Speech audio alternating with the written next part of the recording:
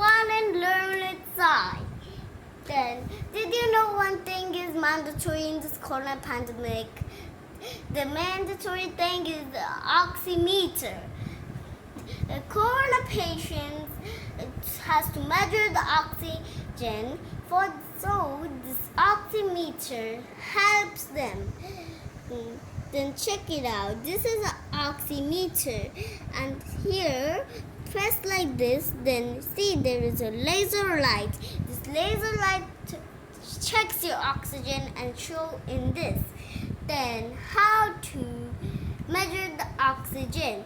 Then to measure the oxygen correctly, use your right hand and thumb and the middle finger.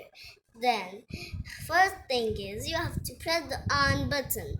Then the laser light is coming. Now keep steady for some seconds, 15 to 30 seconds.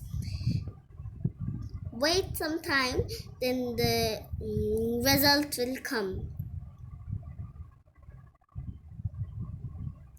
Then the oxygen, my oxygen is 99 and the heart rate is 113, and above 94 is normal, and below 94 you have to consult a doctor.